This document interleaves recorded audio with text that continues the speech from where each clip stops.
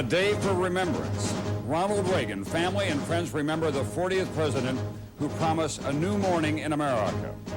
The Reagan legacy and the Reagan love story. And thank you for just being you. My exclusive interview with the current president, George W. Bush.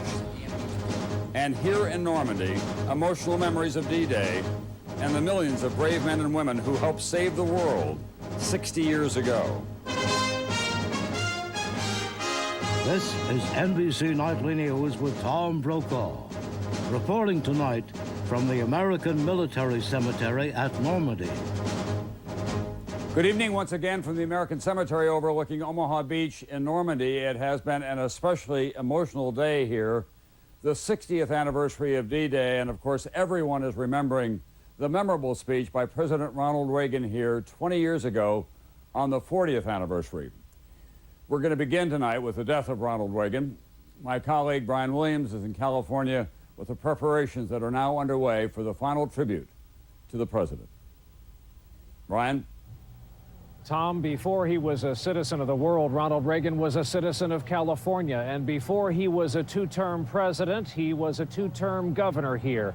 The citizens of California have asked for and will receive the ability to say goodbye to Ronald Reagan, a process that is already underway. At several different locations in Southern California, a spontaneous outpouring of grief. To me, I rode on my little horse that he became my hero when I was 12. At the Santa Monica mortuary housing the body of the former president, at the entrance of the Reagan Library here in Simi Valley. I appreciate what he did for the country. We need him now more than ever to watch over our country. It started the moment word came from within the walls of the Reagan's Bel Air home that the 93-year-old president, the oldest in American history, had lost his decade-long battle with Alzheimer's. Mrs. Reagan was at his bedside, along with the president's daughter, Patty Davis, and son, Ronald Prescott Reagan. Michael Reagan had spent Friday with his father and actually arrived just moments after he passed away due to traffic.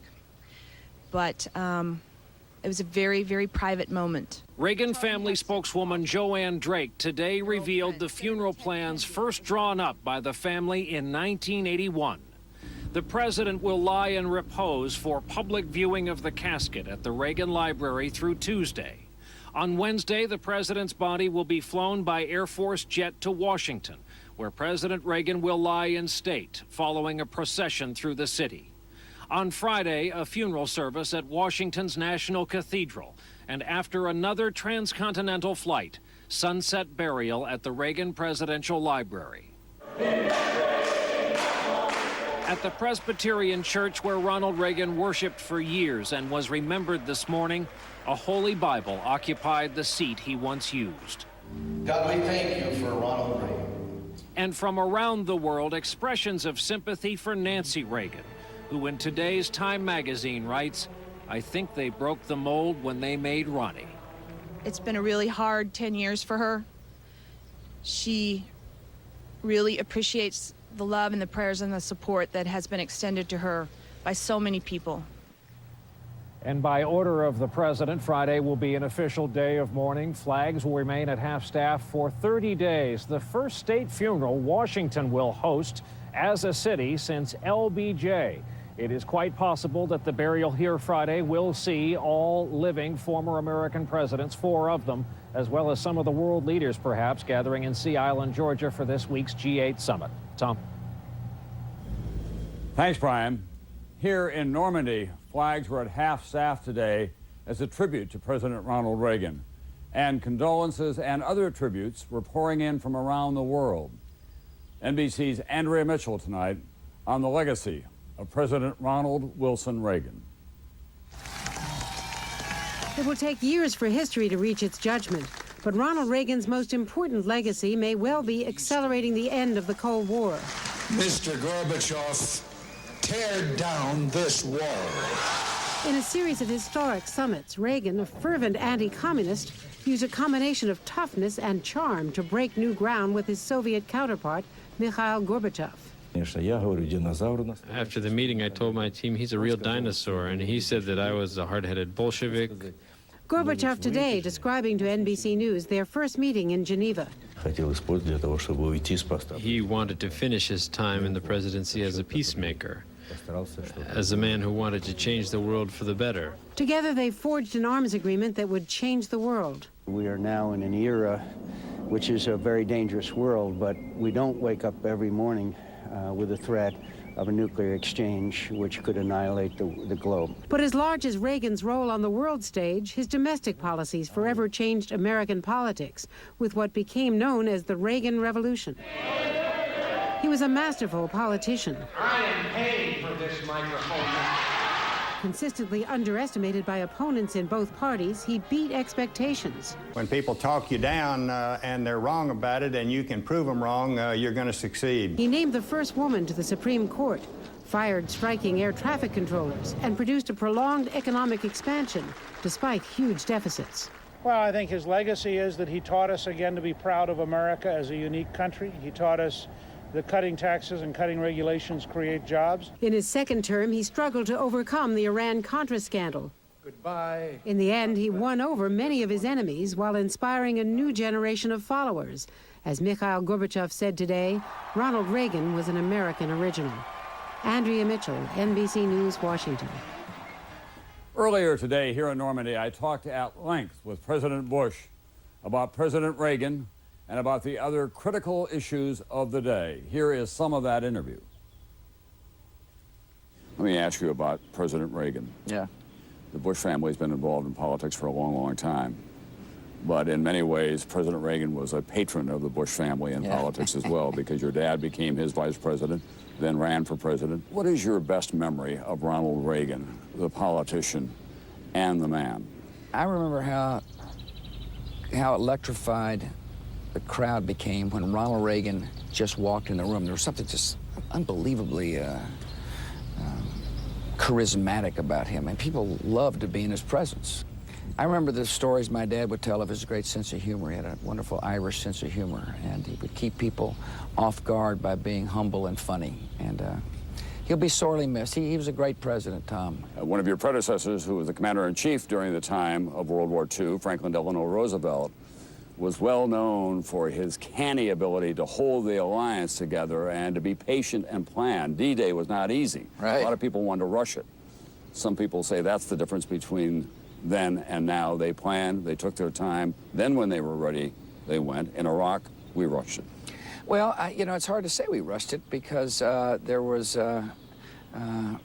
a great military victory going into Baghdad. I mean, it was well planned and well thought out. But it was the planning afterward. I think it's fair to say that, you know, that the enemy didn't lay down its arms like we had hoped. And you were not greeted as liberators like Vice President Cheney said that you would well, be. I think we've been, let me just say, I think we've been thanked by the people of Iraq, and I think you'll hear more of that. It's not easy work to take a country from tyranny to a free society. And we've been there a little over a year, and as you might recall, if you're looking for parallels in World War II, it took about 4 years to get an active reconstruction effort going. Ahmed Chalabi has been a principal figure from the beginning of the war in Iraq. A lot of people are saying, I told you so. On the other hand, his admirers are saying he's the victim of a CIA vendetta. Which is it? The FBI is investigating the allegations, and we'll find out soon. They are serious allegations that somebody might have passed on sensitive information to this man who then shared it with a foreign government. And if that's the truth, then justice should be done to the person that passed on the secrets. Mr. Chalabi is not a U.S. citizen. 60 years from now, do you think another American president will go to a cemetery to honor those who fell in Iraq with the same sense of sacrifice and pride in what went on? I do. I do. And I hope America never forgets those who've sacrificed for security and freedom, whether it be here or elsewhere around the world. And at the same time, I hope we'll always honor the sacrifice of the the soldiers who are fighting for our security today. We're in war in America. It's a different kind of war. It looks different. Some days it doesn't seem like we're at war. But we are at war, and it's a war we will win if we're strong and persevere and steadfast and honor those who have sacrificed by completing the job. President Bush here in Normandy today. Of course, D-Day was not just about the Americans and not just about the French. There were so many other participants as well. For the news of the day on this 60th anniversary of the greatest military invasion in history, here's NBC's Jim Masada. Across Normandy, it was the sights and sounds of commemoration. D-Day plus 60 years. And veterans who once invaded the beaches to defeat Hitler today moved, some with help, in parade march, applauded by a dozen world leaders. 14 veterans receiving France's highest Medal of Honor. The main ceremony in Arromanches, one of several events meant to pay homage to D-Day's heroes and give a boost to relations between the U.S. and its European allies, strained by differences over the war in Iraq. France was America's first friend in the world. Earlier, President Bush emphasized the positive, speaking alongside French President Jacques Chirac to thousands of veterans and their families at the American Military Cemetery overlooking Omaha Beach. You will be honored ever and always by the country you served and by the nations you freed. It was here on June 6, 1944, that U.S. forces suffered their heaviest casualties of the Normandy invasion. 2,500 soldiers killed in less than 2 hours. Ce qu'elle doit à l'Amérique. Chirac said all French owe America a debt of thanks. It was a day of firsts. Vladimir Putin, the first Russian leader, and Gerhard Schroeder, the first German chancellor to join in any D-Day celebrations.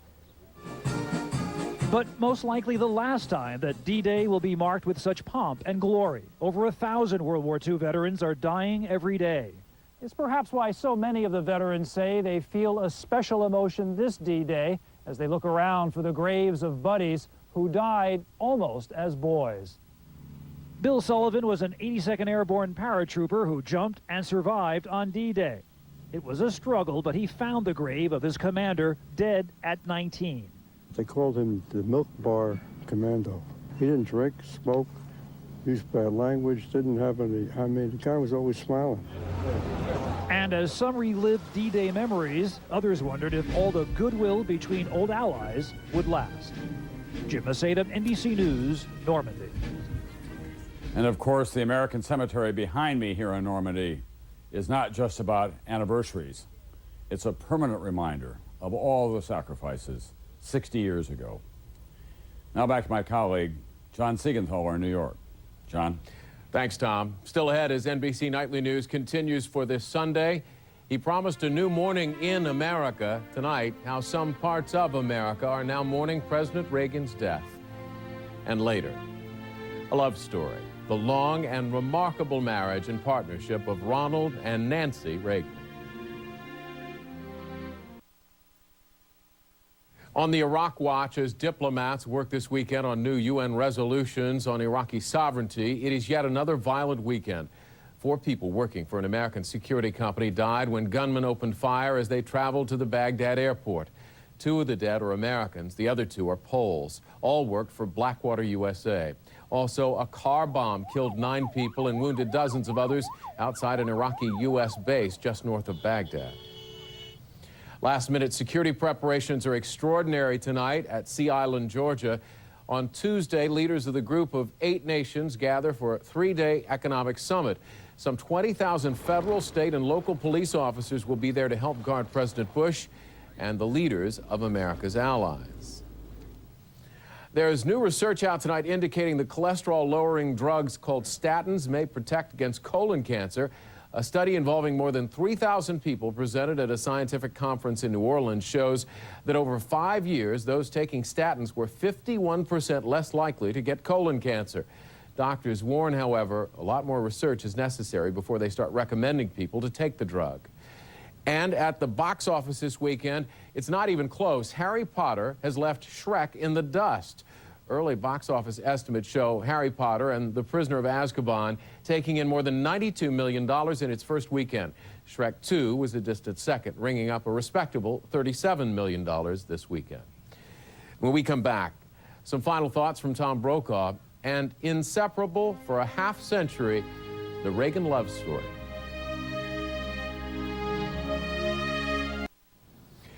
They were Hollywood stars whose own story was something right out of the movies. As their lives played out on the world stage as the President and First Lady, Ronald and Nancy Reagan were very public about their love and commitment to each other. Here's NBC's George Lewis on the difficult final days. No Hollywood screenwriter could have penned a better love story. I was the happiest girl in the world when I became we. They were both movie actors when they met, their first on-screen appearance together in Hellcats of the Navy. How do you know so much about the moon? I know a lot about it. I spend all my time looking at it when you're away. She gave up her film career after she became Mrs. Reagan. No, I never wanted to continue being an actress after I got married, ever. Ever. No, I'd seen too many marriages break up, and I didn't want to take that chance. Sometimes they seemed so wrapped up in each other they didn't pay much attention to their children. Daughter Patty once described the family as dysfunctional, although the Reagan children later reconciled with their parents. Throughout most of their 52-year marriage, he wrote her love letters. What do you say about someone who gives your life meaning? What you say is that you love that person and treasure her. It seemed that nothing could come between them, not even the attempt on his life in 1981. Until 10 years ago, when Ronald Reagan told the world that he had Alzheimer's disease. Nancy Reagan last month. Ronnie's long journey has finally taken him to a distant place where I can no longer reach him. We can't share the wonderful memories of our 52 years together, and I think that's probably the hardest part. 5 years ago, in an interview with Tom Brokaw, she talked about that lifelong romance. What would have happened to me if I hadn't married Ronnie? Oh, I think you probably would have gotten along okay. No, because there's never going to be another Ronnie. George Lewis, NBC News, Los Angeles. Now let's go back to Tom Brokaw for a final word from Normandy.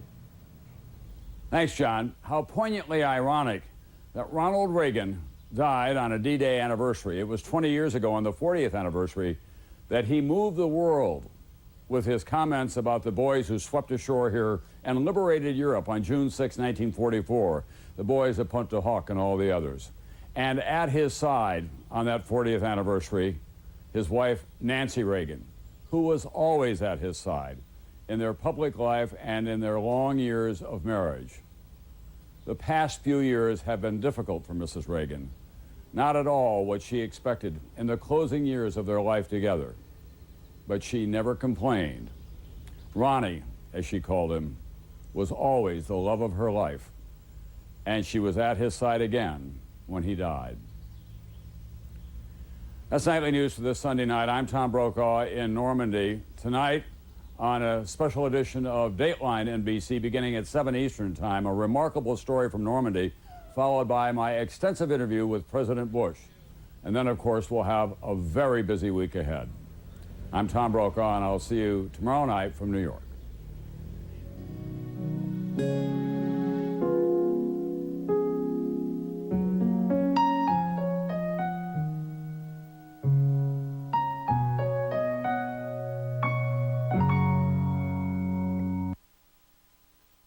Tonight, an NBC News exclusive. We are at war, and I see a danger for America. Tom Brokaw and President Bush. I hope America never forgets those who've sacrificed. On America's war in Iraq and the loss of an American icon. He was a great president, Tom. Salutes to Ronald Reagan from around the world. Once he asked, may I tell you a Gorbachev joke? Reagan asked. And I said, of course. But first, a very special hour. Today, the world paid tribute to the tens of thousands of men who fought for freedom 60 years ago on D-Day. Tonight, we pay tribute to three with a deeply personal story of heroism and sacrifice. Absolutely one of the greatest untold stories from the Normandy invasion. American paratroopers lost behind enemy lines. I was dropped off the map altogether, so I don't know where I was. A small band of brothers, outnumbered 10 to 1. He stuck his head up, and he got a bullet in the head. A sniper? Yeah. Their only chance of survival, extraordinary acts of courage from perfect strangers in a town ready to risk everything to save them. Did your father ever say to you, you could be in danger here? No. Forming bonds then that live on today. Oh, bonjour. Tonight, D-Day, a leap into history. Here now is Tom Brokaw. Good evening from the American Cemetery overlooking Omaha Beach. It was 60 years ago today that American, British, and Canadian forces stormed ashore here to liberate Europe. And it was 20 years ago today that the late Ronald Reagan gave one of the most memorable speeches of his presidency. He assured D-Day veterans that we will always remember, will always be proud, and will always be prepared so that we will always be free. In this special edition of Dateline tonight, we too will remember Ronald Reagan. And I'll have an exclusive interview with President George W. Bush, who spoke here today. You know, I've been coming to Normandy for 20 years, and I thought I'd heard all the stories. But tonight, you'll see and hear the stories of a group of American paratroopers and French villagers who formed a bond in a time of great peril here 60 years ago, a bond that goes on to this day. There are differences between the United States and France now, but between these American paratroopers and those French villagers, there are no differences, for they know the high cost of freedom and the courage that it takes to remain free.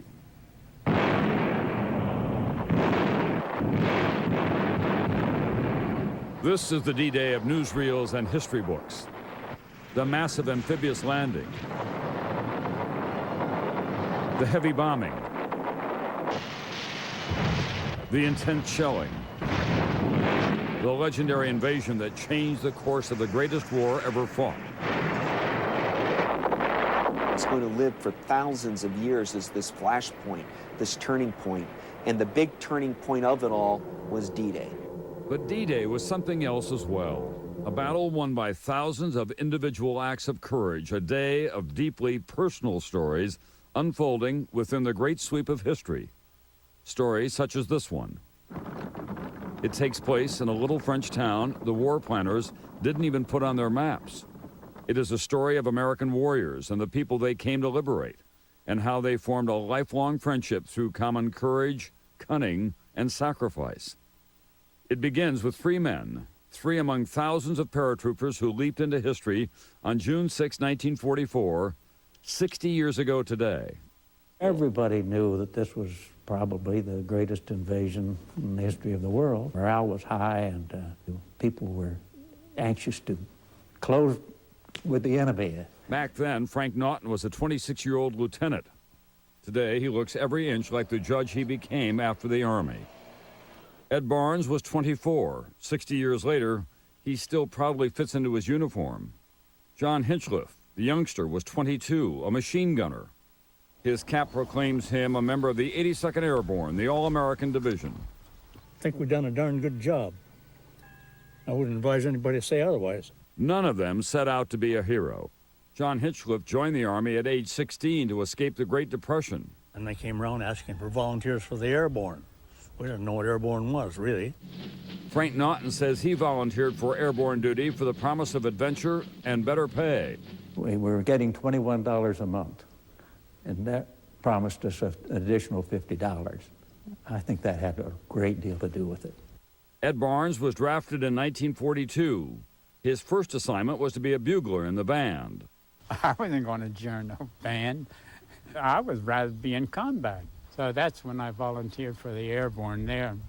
They were all assigned to the 507th Parachute Infantry, activated in July of 1942. John Hinchliffe vividly remembers the day that he showed up for airborne training. All of a sudden, I see C-47 coming along over on my right, and I was watching it, and all at once, people started flying out the door of that thing. I guess I was a little bit startled, realizing that that's what I was planning on doing. Hinchliffe, like so many young paratroopers in training, had never even flown in an airplane before. Now he was preparing to jump out of one. Air travel was a novelty then, and the concept of dropping paratroopers behind enemy lines was just a few years old. The new paratroopers had to make things up as they went along, at one point wearing football helmets because regular Army helmets wouldn't stay on. That's Frank Naughton himself, by the way. The American Army was being invented on the move, in effect. Yes, it was. What was it about the training that really impressed you, that still lingers with you? Well, it was rigorous. It was hard training, physical training, but it was a challenge, you know. 2 years of intense training, and then their first real combat jump, one for the ages, D-Day. One doesn't want to even think about how grim the consequences of defeat in the Battle of Normandy would have been. Douglas Brinkley is a noted historian of World War II. It became clear that there was going to be a defining moment when the whole thrust and industrial might of the United States was going to be brought not at the doorstep of Europe, but into Europe. And the question was, would it be enough? Naughton, Barnes, and Hinchliffe would be part of the largest air and sea invasion ever attempted. 170,000 men assaulting Hitler's fortress Europe. The attack on Normandy, a winner-take-all gamble to break the Nazi stronghold. The paratroopers would jump before dawn, and they knew not everyone would come back. Did you also feel you were young, well-trained, that they're not going to get me? No. You thought they might, right? For these paratroopers, D-Day